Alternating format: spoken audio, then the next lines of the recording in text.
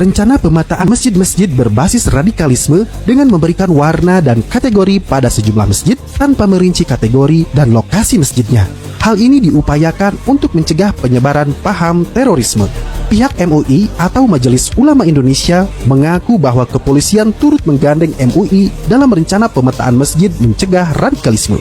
Namun perlu digarisbawahi, jika dilakukan secara tidak terukur alias ngasal, maka konflik antar masyarakat mudah tersulut. Hasan Basri dan Yusuf Kala menilai tidak ada radikalisme dan terorisme di masjid, dan pemetaan ini seolah menempatkan Islam sebagai sumber penyebaran radikalisme.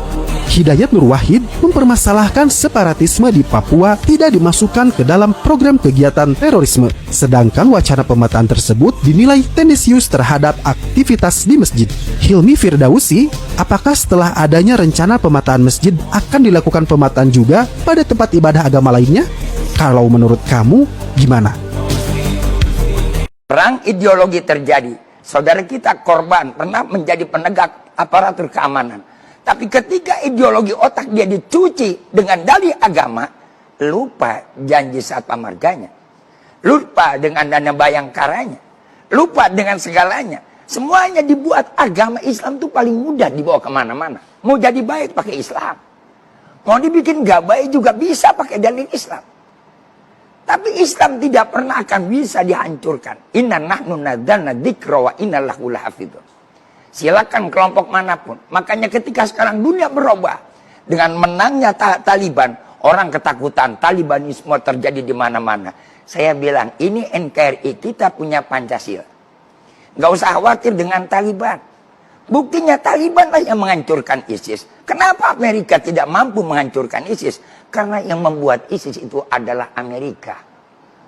Jadi karena itu kita nggak usah kaget, saudara. Bung Padilon yang ada di sana. Masya Allah, saya belum sempat sapa. Ya. Ini adalah permainan politik global yang begitu hebat. Kita jangan terjebak. Indonesia tidak boleh terjebak. Kita harus sadar. Semuanya ini adalah, kita harus sekarang bisa membuka mata dengan jelas. Kekerasan pasti ada. Ideologi yang keras pasti akan timbul. Sekarang bagaimana ideologi orang tidak timbul? Bayangkan. Saya kadang-kadang bilang, ketika kita ingin, mari kita cegah radikalisme. Mari kita basmi terorisme. Tolong dong, yang membuat kebijakan juga jangan radikal. 2 kali hari besar umat Islam selalu digeser hari liburnya. Apakah ini nggak berpikir radikal? Untung umat Islam sadar, kita memahami dalam hal ini. Hanya demi kepentingan COVID dan segala macam. Orang di luar sana hari ini sudah lebih ramai daripada besok hari liburnya. Kita pertanyakan, sungguh sayang kasihan pemerintah kita. Pemerintah Jokowi dirongrong oleh orang-orang yang punya kepentingan semacam ini. Mudah-mudahan insya Allah, Allah bukakan berikan kepada kita taufik dan hidayah, ridho dan inayahnya. Allahul muwaffiq ila aqwamit thoriq. Assalamualaikum warahmatullahi wabarakatuh.